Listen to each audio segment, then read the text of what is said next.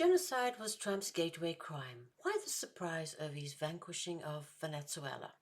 Trump is a second-rate gangster, and he hates it. He wants to be Bibi. The fuss over Trump's foreign policy is silly, childish really. It tells me what happens to the minds of men when they consider the very public mass murder of the other, the execution of the other, committed by their leaders as unrelated to their own moral integrity and future welfare. The brain goes to mush, or perhaps it was the size of a lentil to begin with. In the minds of the minimally moral, minimally compos mentis American, America First and genocide should be two mutually exclusive categories. Here's a useful clue. If your politician of choice going into an election supports the genocide or is silent about genocide, he's not your friend. You ought to be smart enough, in possession of the very basic moral faculties, having reached that most elemental development of conscience, to make that tiny determination. Mommy taught you, after all, that murder is wrong and that no mass murderer and congenital thief is your friend, right? The decay of the American mind is such that Trump's fans are apoplectic, and one or two even texting me in tears. America First, Ilana, what, oh what has happened to it? How the hell should I know? Did I vote for Trump in 2024? No, for the reasons just cited and written about a lot. I registered a protest vote for Jill Stein. Her foreign policy from Israel to Latin America is perfection. I was hardly being a crusty cynic when in January of 2018 I wrote a column called How President Trump Normalized Neoconservatism. In it I foresaw the coming of the vanquishing of Venezuela. Quoting some very odious neoconservative, he was orgiastic over Trump's foreign policy. Bloomberg's Eli Lake, for one, let it be known then that he personally was in neoconservative nirvana over Trump's stance on Venezuela, whereby he came very close to calling for regime change. Lake, a notorious neoconservative, was swooning. I closed my eyes, he vaporized, and thought I was listening to a Weekly Standard editorial meeting. This was my column, How President Trump Normalized Neoconservatism, in January of 2018. Onward to Venezuela, I wearily wrote back then. It was not a mysterious sense of foreboding, I was just following facts. Then I watched the lies with fascination. By now I knew all the tricks. What's the excuse of Trump's base? That his phlegmatic followers now whinge and whine over Trump's lackluster America First focus is really quite puzzling. It's like complaining not that serial killer Ted Bundy killed a lot, but that he was unpatriotic for driving around in a Volkswagen Beetle, which was Bundy's vehicle of choice. Boo-hoo, Bundy, why did you go to work in a Volkswagen, you traitor? Ever heard of a Chevy Tahoe, Ted? Buy America, not German. Bundy and Trump, Joe Biden and Bibi Netanyahu and their minions are murderers all. Murder is what defines them. It's their defining feature. Except that the last three delegated mass murder to the mercenaries of the military. Bundy did the deeds himself. Surely you don't need mommy to tell you that murder is more than a secondary personality trait. It defines who a person is. It tends to crowd out all other personal attributes and positive attributes. If that's not obvious, think of Oscar Wilde's simple guidelines. Murder is always a mistake. One should never do anything that one cannot talk about after dinner. Still, for some reason, his fans and voters speak of Trump's genocide as though it were a minor item of foreign policy, albeit small mercies, an unwelcome foreign policy event. Absurd, as the commission of genocide puts the perpetrators and co-perpetrators outside the human species. And genocide and mass murder are the defining features of this man's foreign policy in Western Asia, in Gaza and beyond. Genocide for Israel is Trump's de facto Middle East foreign policy. Impoverished, heroic Houthis of Yemen Trump has murdered, beginning in 2018. The House of Trump in partnership with the House of Saud. Iranians Trump has helped murder. Somalis and Nigerians Trump has been murdering. Sailors in vessels on the Caribbean and Eastern Pacific. No due process required. Them too Trump has murdered.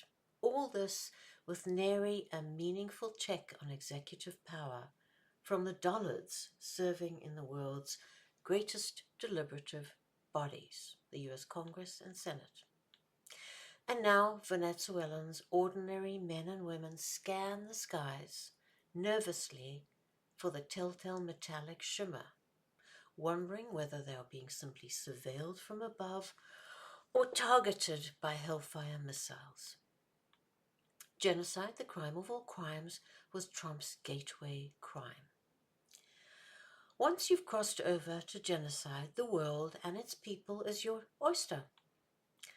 Just like Joe Biden before him, Trump doubled down on the eradication of the international law and its redeeming natural law features. Like Biden, Trump ensured that no international prosecutor or prominent UN chronicler of Israel's crimes against humanity went unpunished. Trump, in fact, has sanctioned and persecuted countries and individuals who sought to cuff the criminal Netanyahu and levy the law of God and nature against Israel's sexually perverse serial killers. Loosed upon the world, this too thanks to Trump. Yes, thousands of these sexually deviant serial killers, Israelis, roam among us when they could be, should be in the dock at The Hague. Intertwined the American and Israeli cabal, two self-appointed world powers, Pax Americana ceding to Pax Judaica, are presently and shamelessly still engaged in genocide. Israel acts to disappear the Palestinians as individuals, as a people and a polity. Trump, who respects Israel's wishes to the letter, appoints people who do the same. He pursues and imposes policies that dovetail with what Israel demands. Trump, corporate media, and the political ringleaders sashaying up and down both aisles may call the new dispensation under which Palestinians live a ceasefire. In point of fact, the so-called ceasefire is just Trump's engineered new normal, a slow-paced genocide, all for the love of Israel. The future of Gaza, Trump has made clear, would be pretty much up to Israel.